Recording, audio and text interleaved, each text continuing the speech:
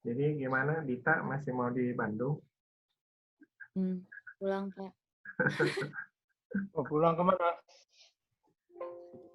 Ke Jakarta, Pak. Jakarta. Oh, Jakarta merah loh. Iya, Pak.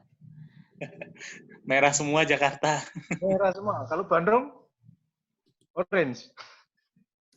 Banyak juga kok Bandung. Masih lumayan. Oh, masih lumayan. Ya, mudah-mudahan semuanya sehat-sehat ya. Amin, makasih, Pak. Amin.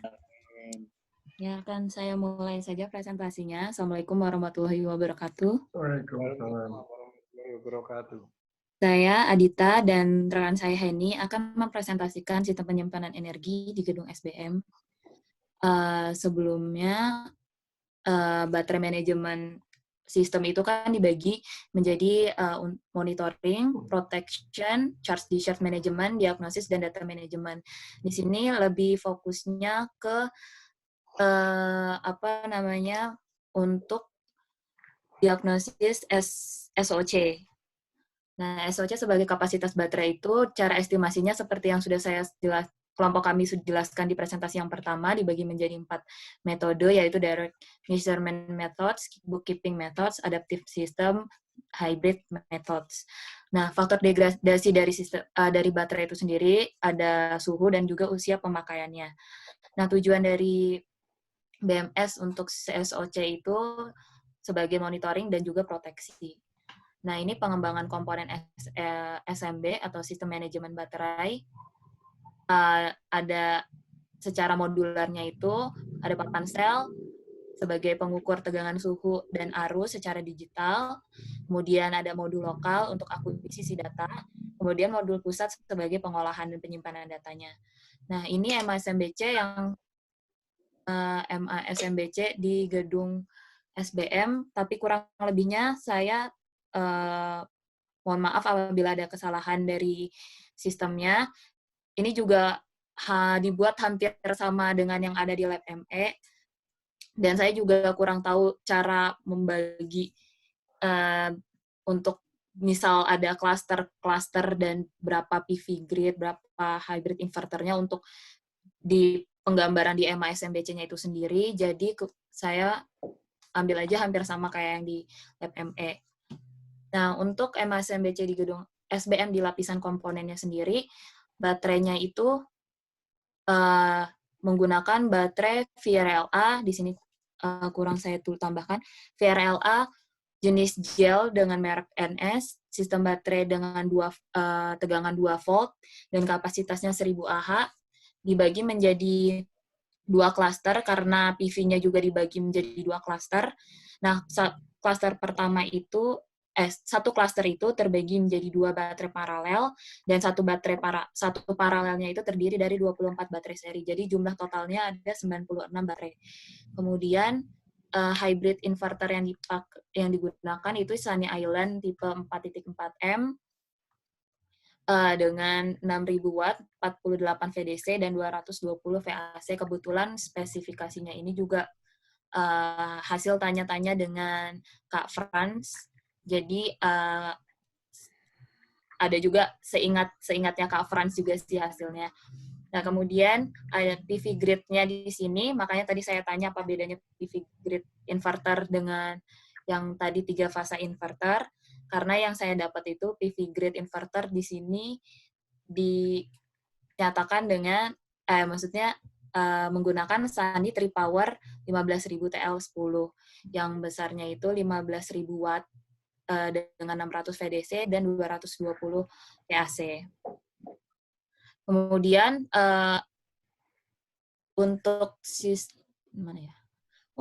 papan sel yang digunakan sendiri itu, saya hanya sebatas tahu menggunakan papan sel merek Wasu dengan modul lokal yang sama. Jadi menggunakan papan sel dan modul lokal satu set dari Wasu.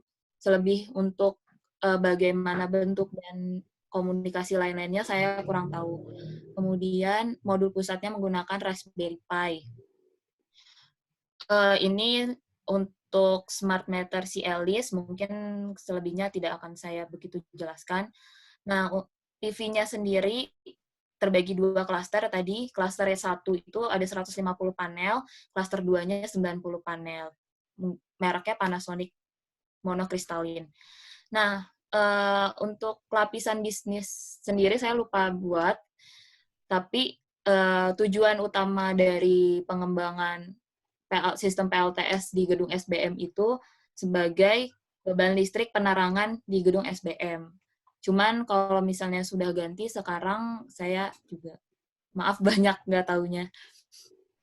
Nah, ini hasil pengembangan lapisan komponen di MASMBC gedung SBM itu saya kembangkan dari ini blok diagram yang memang saya dapatkan ini. Jadi saya kembangkan menjadi lapisan komponen di MASMBC-nya. Di sini ada 4 Sunny Tripower 15.000 TL10 ya, kalau misalnya yang dari informasi yang saya dapat. Ada multi cluster juga. Kemudian ini dua string baterai ini dibagi karena untuk 2 cluster PV sendiri. Ini ada papan sel, dan juga di sini ada Sunny Island 1 fasa masing-masingnya diparalelkan menjadi 3 fasa.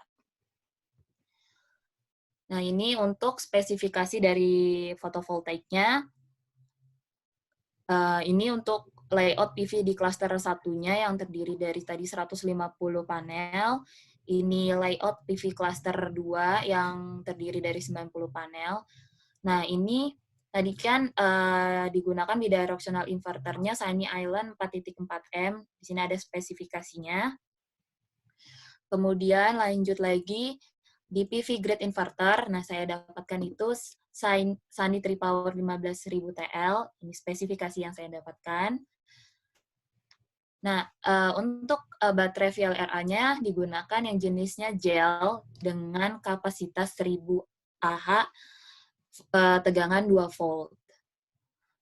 Ini layout ruang baterainya, jadi dipasang 24 seri, 4 paralel.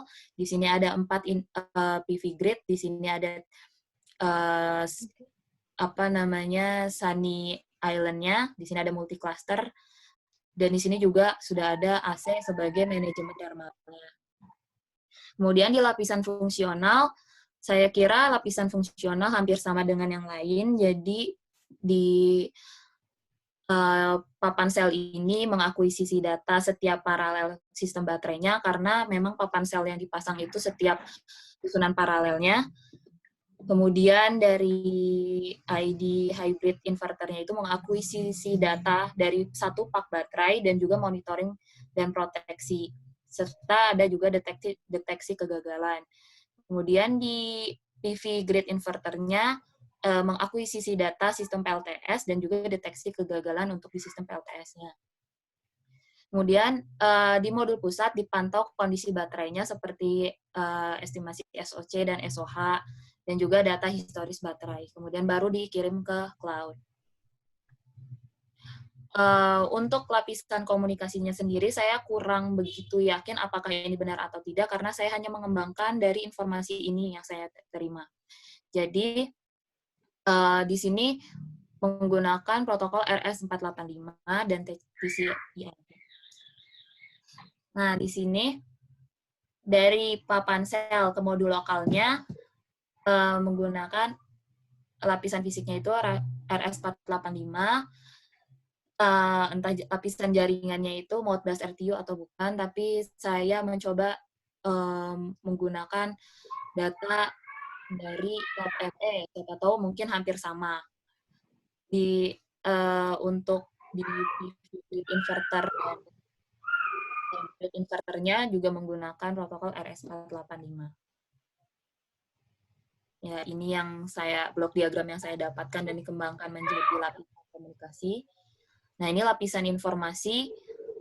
Lapisan informasi juga menurut saya hampir sama ya, untuk dari papan sel ke modul pusat itu pertukaran informasi tegangan, arus, serta suhu. Dari hybrid inverter mungkin pengukuran sistem baterainya, charging, discharging, pengaturan set point dan juga status mode operasinya. Dari PV grid inverternya itu pertukaran informasi tentang PLTS-nya dari tegangan, arus, juga dayanya. Kemudian dilanjutkan dengan uji baterai.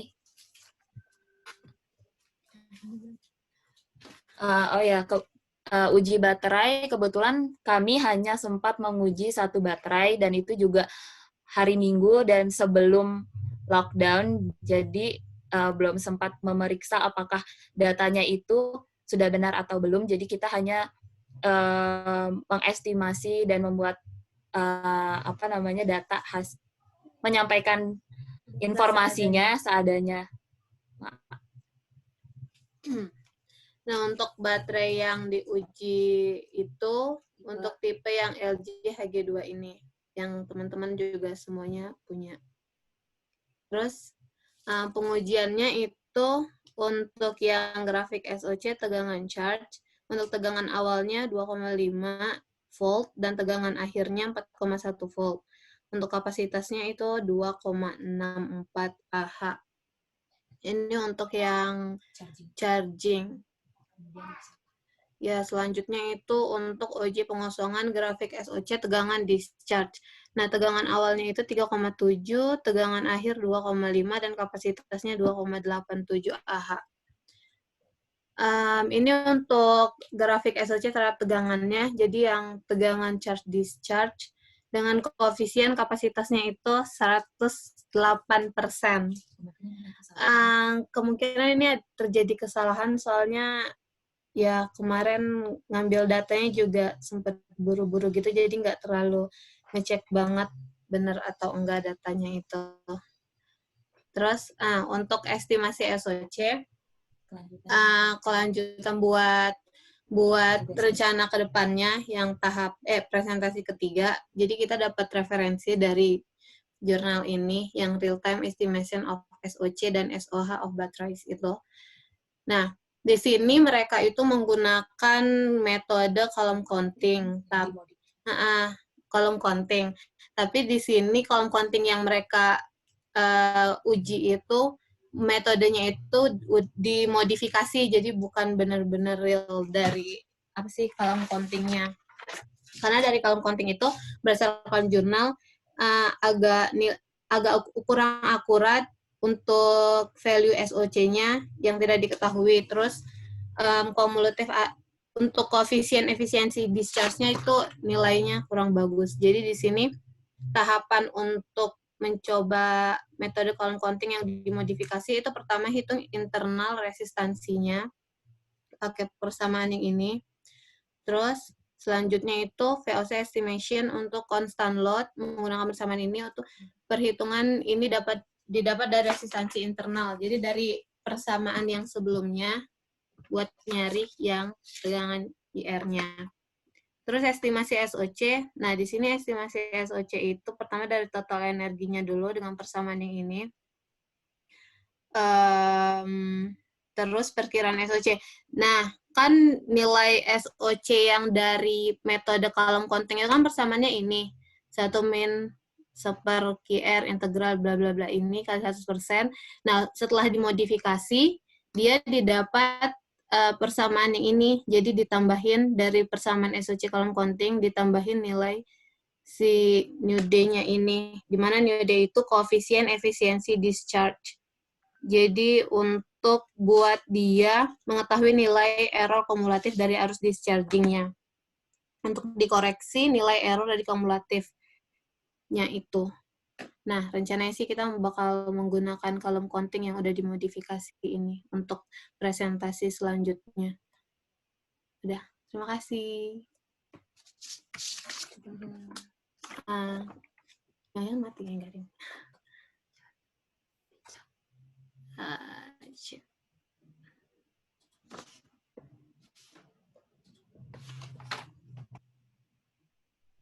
Kegedean ya? Mangga.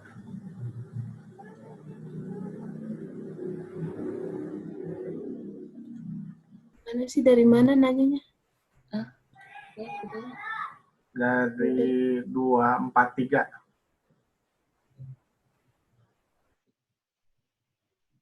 Nomor 1. Mana Mas? Ini. Yang ini. Yang mana yang ini? SOC buat model charge discharge dengan bukan. CPM. Bukan. Oh, Ini kenapa menggunakan metode CC yang dimodifikasi untuk efisiensi SOC bukan menggunakan machine learning. Jadi kan si gedung SBM-nya itu sendiri kan belum beroperasi. Jadi kita bingung juga mau memodifikasi apanya. Nah kan dari yang kita tahu dari Kafran sebenarnya dia tuh udah dapat nilai SOC-nya tapi menggunakan metode counting dari Sunny Island ya. Ya dari Sunny Island. Nah terus kita carilah kan dari Sunny Island itu kira-kira ada yang bisa diperbaruhin nggak? Nah kita modifikasi berdasarkan jurnal yang tadi karena sebenarnya yang column counting itu kan itunya kurang akurat. Jadi terus kayak nilai errornya itu nggak diketahui. Nah ini dimodifikasi biar si nilai error, koreksi nilai error yang kumulatifnya itu bisa diketahuin. Kenapa nggak gunain machine learning? Kenapa dia? Ya, karena udah dicobain Mas Ramadi. Belum terpikir aja menggunakan machine learning. Yang dimodifikasi itu ditambahin faktor apa? Ditambahin yang koefisien efisiensi discharge-nya. ini tabel. Nih, ini. Ini. Ya, mana sih? Ini buat Bagas. Ini yang ditambahin. Karena sebelumnya dia kalau kontingan estimasi SOC-nya kayak gini persamaannya untuk mencari SOC-nya. Ditambahin faktor koreksi. Nah, ditambahin si new D ini sebagai faktor koreksi nilai errornya. Ini. Salah. Iya, maksudnya faktor koreksinya tuh ya diambil dari apa? Mungkin nyambung sama yang trendy gitu menentukan nilai si eta-nya itu gimana? Itu kita dapat dari bahasa jurnal.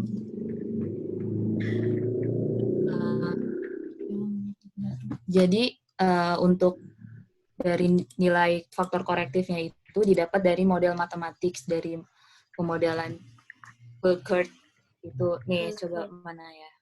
Di sini. Ini tampil nggak?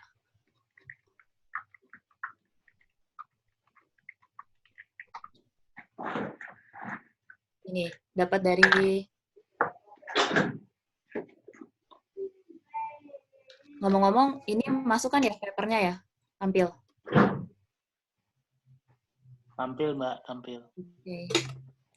Nah, dari Burkert Law ini didapatkan ada persamaan QRL sama dengan I pangkat N dikali T, di mana QRL-nya itu kapasitas yang rilisnya, dan I-nya itu dari arus discharge-nya, T-nya itu waktu, dan N-nya itu konstanta kan. Nah, untuk mendapatkan berapa nilai N-nya itu, persamaan 11-nya ini, jadi kalau dari sini udah pakai matematika banget ya. QRL itu sama dengan K dikali I pangkat 1 min N. Dan untuk mendapatkan nilai N-nya, nilai di mana K dan N itu kan konstan. Dan dikalkulasi dari dua arus discharging yang berbeda dengan dua waktu discharging yang berbeda juga. Nah, didapat nilai ini, kemudian menggunakan logaritma, hasilnya itu mungkin ada yang mau mencoba matematikanya diturunin sendiri.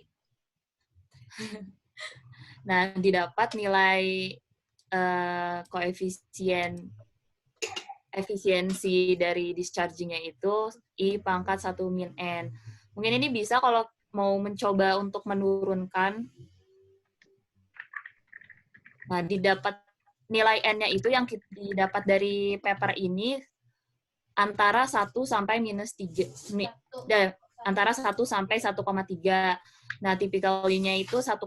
Jadi di perhitungan yang dilakukan oleh paper ini dia menggunakan 1,2 untuk nilai N-nya.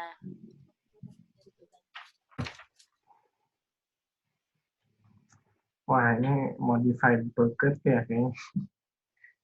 Iya, Pak. Modified column counting. Iya.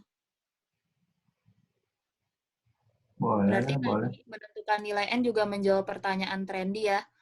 Oh, Trendy mau mencoba untuk menurunkan Trendy? Kalau N lebih dari 1, apa enggak jadi apa ya, 1/i². Iya, jadinya 0, gitu kan. Gitu. Coba kita lihat ke perhitungan matematikanya ya. Nih, misalnya I-nya 6,45, di sini 1 min 1,2, berarti kan pangkat minus 0,2 didapatnya 0,6887 gitu, Trendy. SOC TC ini sebagai SOC yang dimodifikasi ya, dikoreksi, faktor koreksi. Oh. Itu untuk charging Ya. N-nya. Ini untuk discharging ya? Iya, Discharging sih. buat nyari koefisien estimasi discharging. Dan itu arti untuk nilai apa? Jam di laptopnya Dita, Henny, kecepatan 1 jam. Oke, ini bukan pertanyaan. And itu artinya untuk nilai apa, bukan UD. Oh, kalau sini sih konstanta dari emang persamaan dari Parquet Law-nya. Dari Parquet Law-nya itu ada konstanta N, kemudian nah dari N-nya itu diturunkan. Nah, yang ini nih. Gitu. Mungkin kami sendiri juga belum ngoprek banget dari persamaan matematikanya ini. Nanti akan saya coba lagi untuk cari bagaimana turunan dan segala macamnya lebih dipahami lagi, didalami lagi. Trendy, pada grafik charging discharging, kenapa dischargingnya mulai dari 100%, sedangkan chargingnya tidak sampai 100%. Nah, ya ini yang sempat kami bilang bahwa kami belum sempat mengecek datanya itu yang sudah ke-save, yang kita dapatkan dari charge dan discharge baterai itu belum dilihat lagi, jadi langsung udah dibawa pulang, pas dilihat ternyata memang dapat datanya begitu, tapi di alatnya itu udah bilangnya full ya, jadi emang udah full, tapi ternyata hasilnya itu tidak sampai full, tapi pas discharge-nya sendiri itu dari 100%, jadi juga agak bingung, makanya tadi hasilnya itu di atas 100% untuk koefisiennya. Ini ya. Nah, ini datanya jadi dapatnya 108%. Nah, untuk informasi lagi, 2,642 AH ini untuk 88%. Jadi kemungkinan memang bisa lebih tinggi dari discharging-nya sendiri. Dari 88% dengan kapasitasnya 2,6. Jadi mungkin kemungkinan bisa lebih tinggi dari discharge-nya atau hampir sama lah.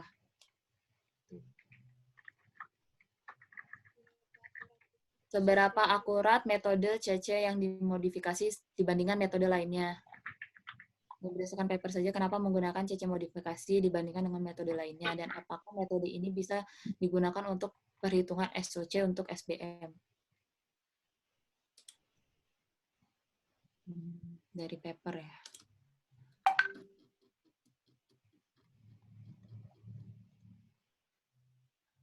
Sebenarnya kita salah satu pemilihan metode column counting itu karena memang sederhana ya, memang lebih sederhana, dan ini kan untuk tugas dengan banyak suatu kondisi dan keterbatasan, sehingga kita mencoba untuk mencari yang lebih sederhana. Jadi kalau column counting kan masih banyak ketidakakuratan, ternyata di sini bisa digunakan untuk data untuk real time estimation. Jadi menurut kami bisa digunakan untuk di SBM. Kemudian tadi alasan menggunakan column counting method itu kan mudah, dan ternyata hasil modifikasinya juga tidak terlalu ribet. Jadi hanya menambahkan faktor koreksinya saja, dan juga bisa digunakan untuk estimasi real time, estimasi SOH yang secara real time. Jadi menurut kami bisa diaplikasikan untuk di SBM. Kan kita tagihannya itu untuk estimasi SOC secara real time ya. Jadi bisa digunakan. kelebihannya karena lebih mudah aja sih. Apa menjawab, Fani?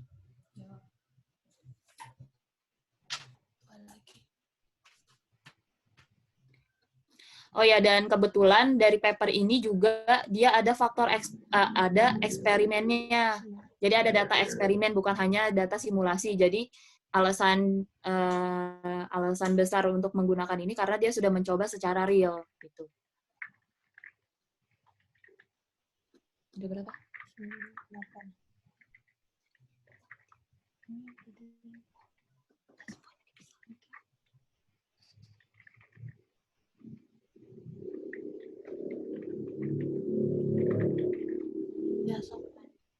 Ya, silakan Fani.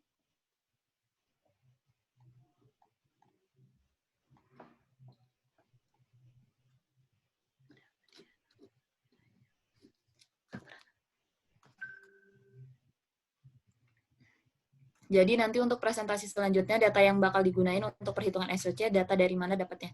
Data dari yang kami dapatkan hasil charging baterai yang cuma satu ini kita dapetin.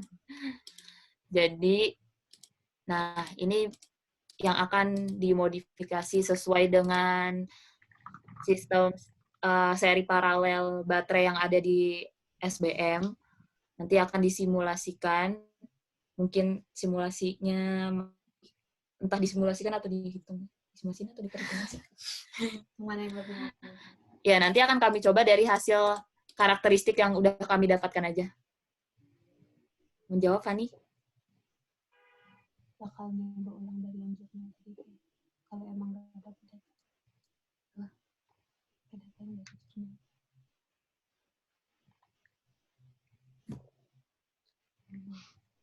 Satu pertanyaan lagi.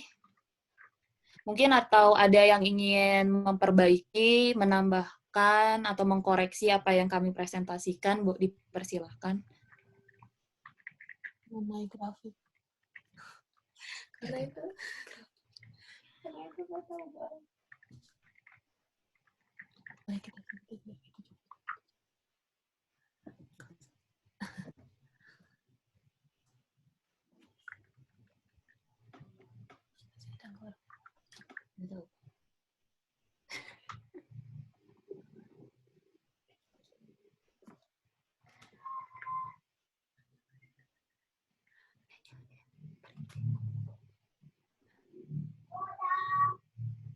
Kapasitas tetap LTS. Kapasitas itunya, panel suryanya atau gimana, Bagas? Kalau untuk panel suryanya sih, yang kami dapatkan itu 56 kilowatt peak. Iya, 56. Jadi lebih sedikit dari di gedung cas. Karena mungkin fokusnya untuk sistem penerangan ya, kalau dari informasi yang kami dapatkan.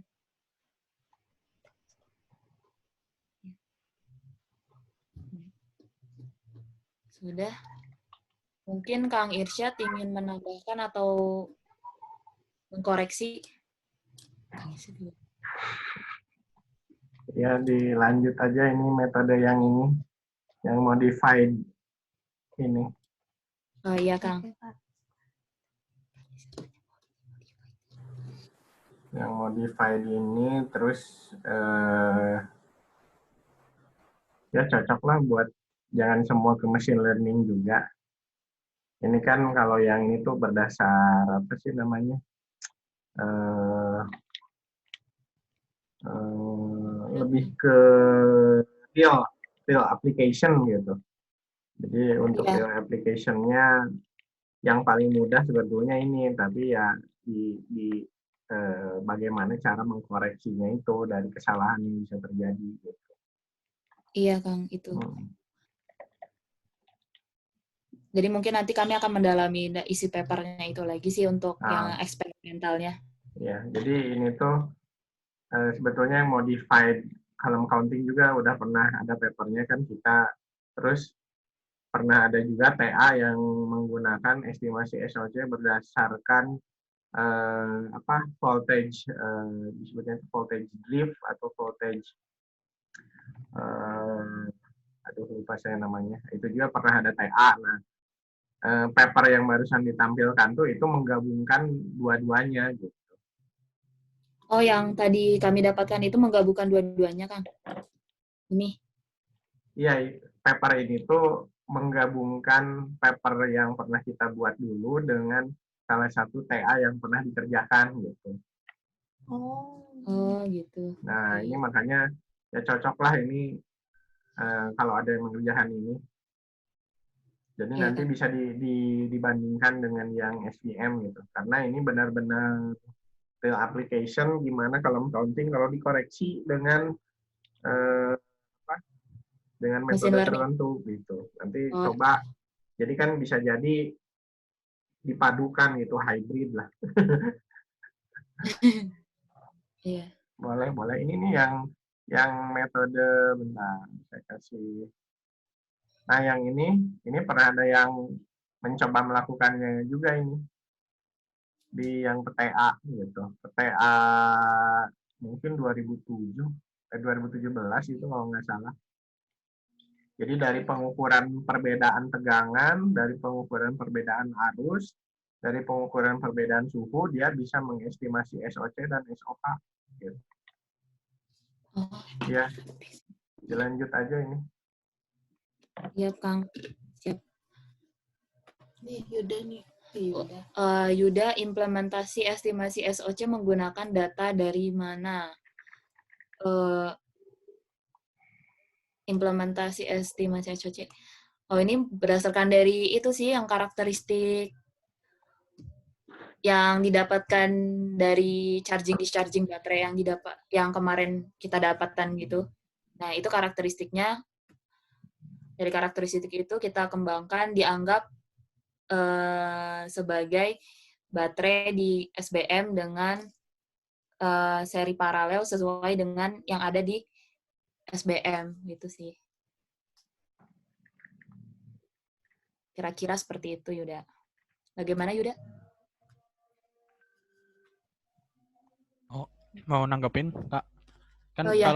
kalau nggak salah tadi yang buat perhitungan N atau faktor koreksi tadi mu D Ya. itu, kalau nggak salah kan tadi katanya butuh pengukuran di dua arus yang berbeda ya.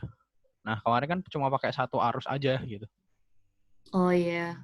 Jadi mungkin nanti ya kita belum dalemin juga sih ini bagaimana, nanti dibaca lagi. Kalau ada sesuatu yang kesulitan bisa kita anggap apa ya? Belum dipikirkan sih sebenarnya solusi yang itu. Untuk selanjutnya juga Kang Irsyad mungkin ingin menambahkan, Kang, gimana, Kang? Apaan? Gimana tadi? Kalau kan data yang kami dapatkan itu cuma charging sekali. Nah, dari situ apa udah bisa dibuat untuk apa estimasi SOC? Pakai yang mana rumusnya?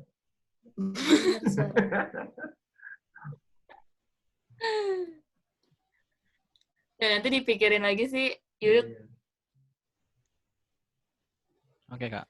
Nah, ini kan masih dalam continuous domain, belum dalam discrete domain ini. Iya. Sedih. Kan tadi maksudnya I1, I2 itu adalah I1 yang sebelumnya dengan yang sekarang atau apa gitu. V1, V2 itu yang sekarang dengan sebelumnya atau ada dua pengukuran gitu. Nah, itu dicek lagi. Nah, jadi nanti apa? Ini kalau salah di sini tuh nggak ada suaranya, nggak kedengeran. Tidak kedengeran. Halo. Ya, sok ada. Ya, tadi koneksinya unstable, maaf. Waduh. Jadi kalau di sini nih ada V1, V2, I1, dan I2. Dari pernyataan yang ada di sini, jadi didapatkan dari dua beban yang berbeda sebenarnya. Oh, dua pengukuran kalau ini berarti kan? Ya, dua pengukuran. Nah, Iya. jadi mungkin kita tetap pakai column counting modified, tapi modified-nya nanti lebih dicari lagi di paper-paper lain yang memungkinkan untuk diaplikasikan ke data yang seadanya ini. Itu paling. Nah, sebenarnya mah kan kita udah punya data. Nah, bisa aja pakai ini nih. Oh, oke. Jadi bikin pemodelan ya, Kang? Iya, bisa aja pakai datanya udah ada, nah bikin pakai pemodelan ini gitu. Oh iya, ya bisa. Berarti Gitu. bisa pakai pemodelan. Baik, Iya, siap. kan memang harapannya nggak pakai pemodelan Simulink tapi pakai data real gitu. Tapi ya bagaimana lagi gitu kan? Iya.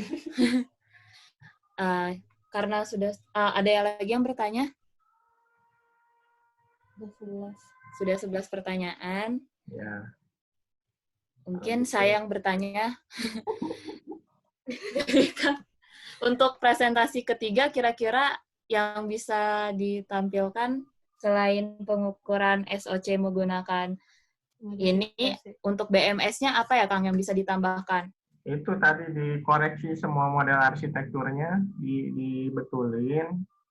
Tadi kan masih banyak yang nggak sesuai gitu. Dari mulai lapisan komponen, komunikasi, kemudian ini dibuat di Visio kan? Iya. Tapi iya. boleh minta itu nggak, Kang? Apa? Bahan informasi lagi, karena yang saya dapatkan memang cuma segitu, jadi seadanya yang itu juga ngikutin yang lain-lain.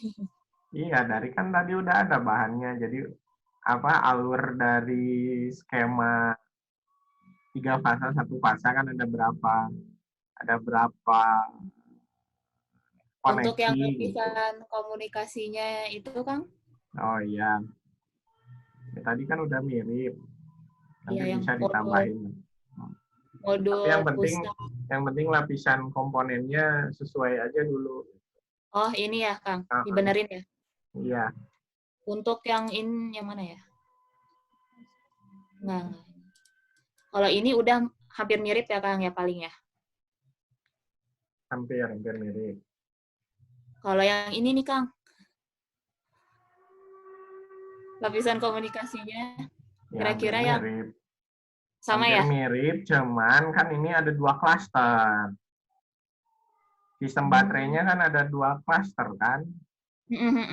Artinya modul lokalnya juga ada 2. Oh. Siap, Kang. Ntar saya coba perbaiki. Oke. Oh iya, Kang Irsyad. Iya. Kalau di laptop Kang Irsyad, Visionya Visio berapa? Oh, yang itu pakai Visio 2010. 2013. Kalau Office di laptop Kang Irsyad, Office berapa? Kalau saya sekarang pakai yang 2016. 16, terus si Visionya 2000? Bentar. 2016 juga. Baru minta ini lisensi. Oh bisa ya, compatible. Saya kemarin ada problem install Visio nggak compatible atau apa gitu. Visio, yang penting kalau nggak salah 64 bitnya. Iya. Biasanya suka problem tuh gitu, jadi salah install. Jadi sistem kita 64 bit tapi diinstalnya 32 bit. Itu nggak bisa. Nggak akan mau. Jadi saya tuh nginstal aja di laptop tuh ada yang Visio 2010, ada Office 2010, ada Office 2016, ada Visio 2013 gitu. Ada Visio 2016 juga. Oh, paket komplit. Operating system juga ada 3. Windows 10, Windows 7, sama Ubuntu. Ya, gimana yang lain? Baik, Kang. Udah. Nggak ada suara. Ada tidur. Mbak nggak tidur. Oh, kirain internetnya yang jelek. Lagi makan. Ini sebagai info juga, ini apa server Lab ME udah dibenerin, udah jalan. Jadi udah bisa apa? Udah jalan lagi. Untuk aset ya? Ya, untuk aset atau apapun gitu. Kang mau nanya aset boleh nggak? Hah? Boleh. Kan aset kita nggak bisa terjun lapangan ya Kang. Jadi untuk Terjun selanjutnya lapangan. gimana ya? Yang mana? HVAC, SBM. Oh iya, diisi aja ininya, data-datanya dilengkapi Saya dan dibuat simulasi apa? Dibuat simulasi kegagalannya seperti apa gitu.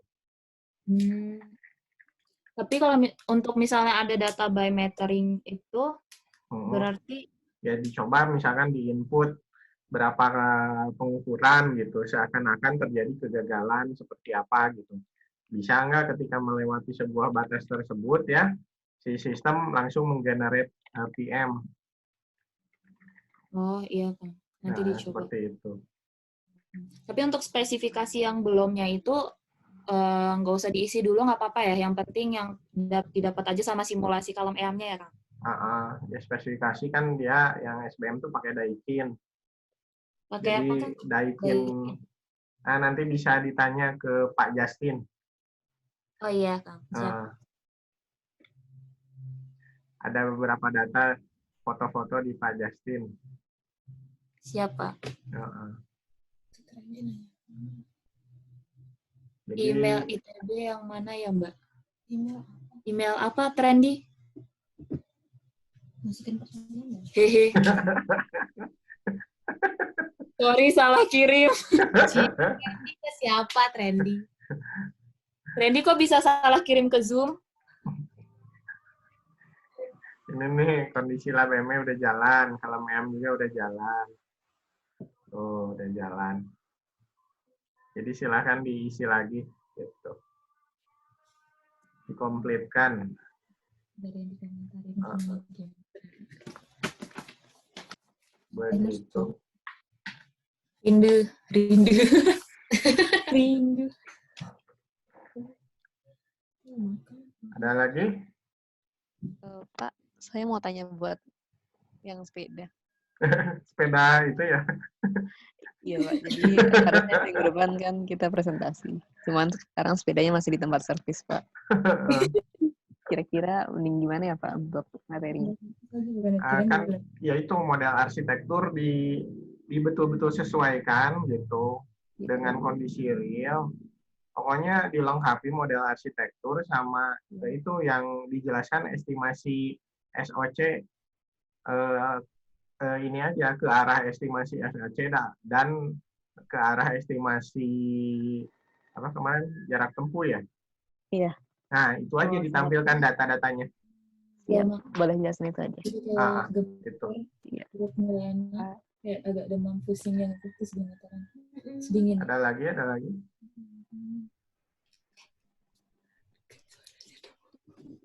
Siapa yang agak demam sama pusing itu tadi? Siapa yang demam pusing? Maaf Pak, lupa di-mute.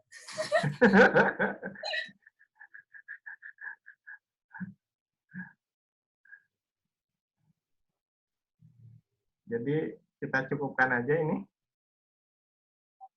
Cukup kayaknya ya. Iya. Ya, ini apa? Jadi kita pantau lagi ya sebentar. Sebelum kita akhiri kuliahnya.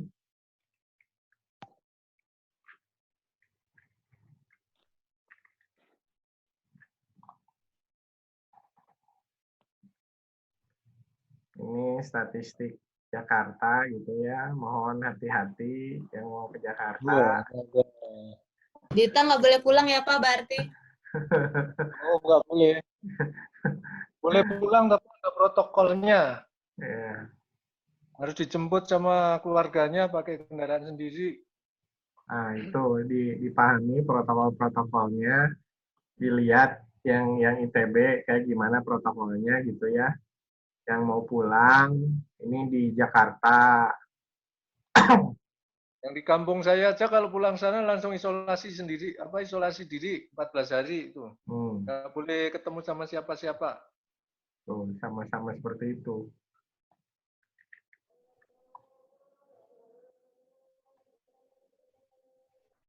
Kalau Bandung gimana nih, peta Bandung nih? Peta Bandung ini mana-mana. Nah, peta Bandung, nah seperti ini, yang paling tinggi yaitu di daerah Antapani itu sekarang yang asalnya 6 positif, jadi 12 orang positif di situ. Oke, terus mana lagi? Ya paling tinggi di sini 1, 2, 3, 4, 5, 6, 7, 8, 9, 10, 11, 12.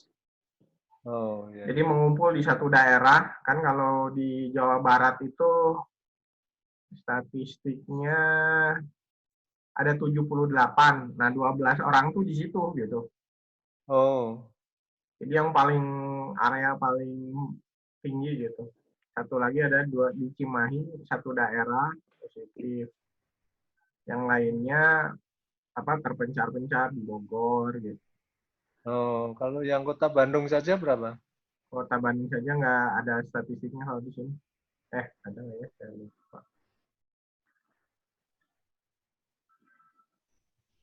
Antapani tadi bukan Arca Mane ya? Soalnya yang pada kasus meninggal itu Arca Mane. Kalau di sini yang grup Lembang itu loh. Kemungkinan yang ini Pak. Posisinya ya memang di Antapaninya. Antapani ya? Antapani ini meninggal 12. Bukan. Bukan, ini yang positif. Yang positif. Ya. Mungkin kalau yang Arca Manik itu belum terupdate datanya. Ya. Statusnya masih PDP, Pak. Iya. Tapi sudah meninggal. Iya, benar. Iya, statusnya masih PDP. Belum positif, belum keluar hasilnya, tapi setelah keluar ternyata memang positif, tapi sudah keburu meninggal. Iya. Sebelumnya PDP. Nah, yang ini mungkin ODP Arca Manik ini.